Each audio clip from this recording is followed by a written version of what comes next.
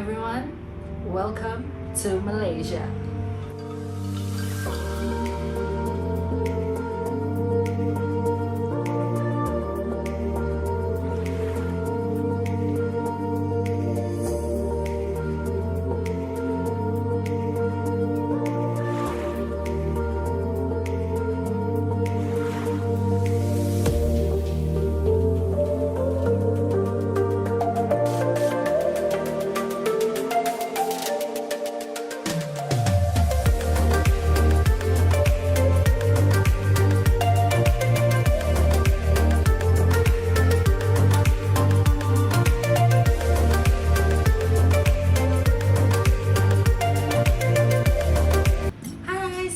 Feeling alright today. I'm Sherry, welcome and welcome back to my channel. So as you just watched, I just showed you how beautiful Malaysia is. So in this video, I'll be sharing the places that are worth traveling to and you won't regret visiting in Malaysia. But before that, a little introduction. Malaysia is actually still in the third world country list. However, I want to remove that name. I can't do it. I can't remove it myself. But I do want people to know more about Malaysia, and it is a developing country. It's actually more well developed, I would say, than most third world country. And hopefully, once you reach the end of this video, it'll change your perspective of Malaysia. Note that this video is purely based on what I would recommend people to travel to and not what is already written in Google, even though I've researched that and linked it a few. But yeah, this is just based on my own experience. So firstly, I'm pretty sure everyone knows this. If you heard of Malaysia, your first thought might be Kuala Lumpur. So yes, Kuala Lumpur.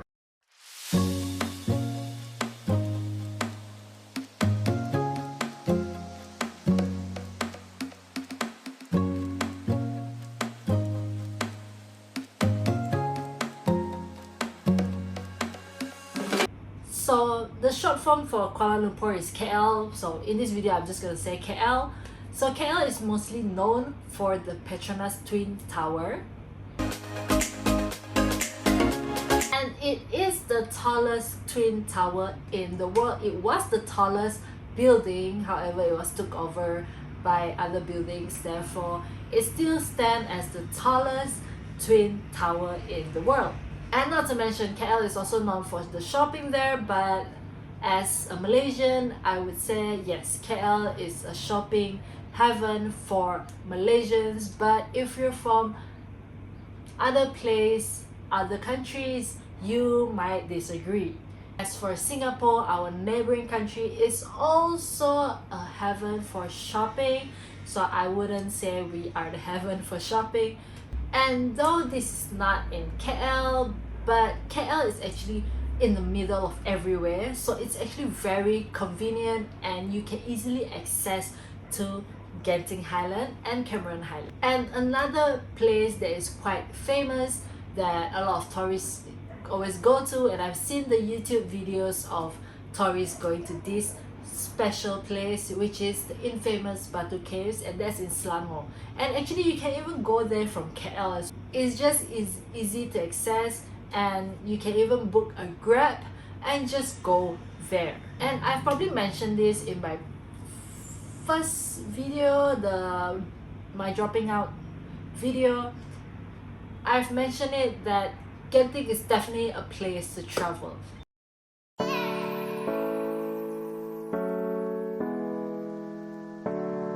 It's known for the weather, the theme park, and the casinos. My family goes there for the weather and to gamble, but personally I don't gamble. I just go there for fun. Whenever my family goes, I'll just follow along, but I don't gamble. And if you are a ghost hunter, you want to look for those spiritual places or those places that are haunted, you can try Genting. Genting have yeah, I've mentioned it as well in my dropping out video. You can go watch it. But Genting is known for its haunted spots as well.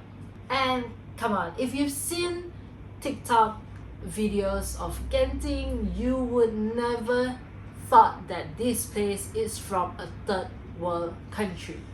I'm just gonna show you a glimpse of people showing you Genting. Malaysia, third world country. In America that think I'm in some third world country, does this look third world to you? Does this look third world country to you? Whereas for Cameron Highlands, I would still recommend people to go there, even though it's the weather is also similar to the one in Genting, but Cameron is more towards nature. You can go hiking there, you can go trekking, and you can even experience the tea, the fresh tea, freshly made tea on top of the cafes, or in cafes where it's on top of the plantation, and it's the Boh plantation, which is known for their teas. Not to mention, I actually recently went there, I think it was last year, I think I went to Cameron Highlands, and I actually went to the strawberry farm, and let me tell you, the strawberries are so good, it's so sweet, I love it. I even dip it in the chocolate, you know, where there's chocolate fountain, and I even dip it in it. It's so good, it's so fresh, and I would always recommend people to go Cameron Highlands. And the second place, I'm not placing all these places according to the rating, but I'm just placing it as places that I would recommend people more, which is the second one is Penang. Yes, I actually been to Penang a few times myself, actually a lot of times, but there are so many beautiful temples, as well as the infamous Penang Bridge. Yes, the long bridge in Penang that connects the island and the city. Yes, that's the infamous Penang Bridge. Penang is actually known for their food, and there are spots in Penang that serve such good foods, and one of them is Gurney Drive. I've been there a few times. I honestly miss the char kway teow there. A lot of places, actually when you want to come to Malaysia, a lot of places actually sells the Penang char kway teow, but I still feel like the one in Penang is still better, because I mean, probably it's because of the authenticity of it, but I'm not saying other places are not good. It's just, you know, the flavor, it feels very Penang. I'm not sure how you put it, I'm not a food critic, okay, which leads to my next point. For me, still, as a Sarawakian, I still think that Sarawak food is the best. Yes, and there's always been a debate in between Penang laksa and Sarawak laksa, which is the best. As a Sarawakian myself, I would always pick Sarawak laksa. Yes. Why Sarawak food is best for me? Because honestly, I grew up with it. Okay, it's in my taste bud ever since I was young until now. Can't avoid that taste bud. So any outside, any other state's food, I probably won't appreciate it as much, even though I do still eat them, but I would always prefer Sarawak food. So I'm saying all this as a Sarawakian, not as a food critic again. Let me tell you that before those Penang people or any other places start attacking me, because they probably say no, their food is still the best. Yes, I understand, it's because me as a Sarawakian, I grew up with it. Again, I still prefer Sarawak food best. The next one, before I tell you the next one, I'm just gonna show you so you get the gist of it.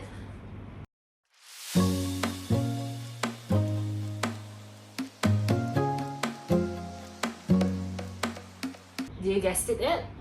Yes, it's Sabah, and it's our neighboring state. Yes, Sarawak neighboring state. So Sabah has the third highest peak on an island in the world, and Sabah's mountain, the Mount Kinabalu, is known as the 20th highest peak in the world.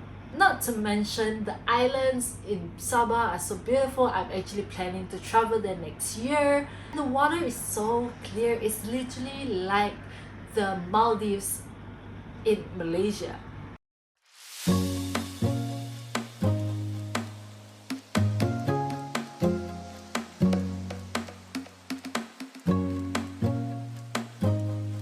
And if you are someone who loves diving, who loves snorkeling even, you would enjoy Sabah very much because Sipadan Island is known as the top 5 diving sites in the world. So it is recommended to come here. If you love diving, you can go ahead and go and dive at Sipadan Island.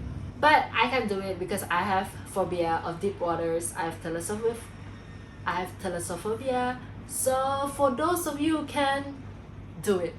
But please do be aware because we had news that pirates and sea gypsies sometimes do invade the islands in Sabah, especially I think Sampurna Island. Apparently it has something to do with the east part of Sabah actually belongs to the Philippines and stuff like that. It's all very political that I probably wouldn't understand, so I probably don't want to get into it too much.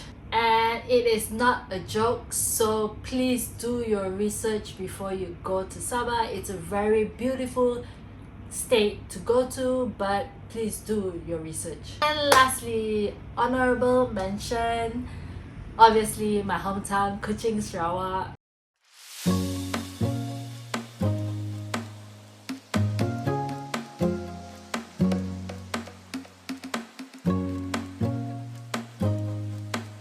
We have the unbeatable Sarawak Laksa. Yes, we do. It is actually rated as the best Asian food by Taste Atlas. I'm just gonna show you the picture. But we do still have many other different foods that you can try, such as kolomi and belacan bihun. We have those stuff. It's good. Go give it a try whenever you come here. And Sarawak itself is not only rich with food, it's actually rich with culture as well, because we do have many different ethnic groups. There are villages where you can go and experience it yourself, especially during the Gawai season. And not to mention, we have this yearly Ran Forest Music Festival going on. I think it usually lasts for 3 days. Personally, I've never been to that before. I don't know why. I think it's just not my thing. But we do have the Borneo Sonic Music Festival coming up very soon in October. I think it's about a week from now, or maybe less than a week from now. So for my next video, I'll get into the details for those travelers who are coming here, tourists who are coming here for the Borneo Sonic Music Festival. You can stay tuned for my next video because I'll be showing you what you can do and the places you can eat with good food in Sarawak itself. So if you are planning to travel to Malaysia anytime soon, maybe next year, it doesn't matter, or if you are coming here soon, go ahead and check out the links below, as I did my research and I'm sharing all the links, so you guys can go ahead, check out the links. You guys don't have to do your research. All you have to do is just book it and enjoy it.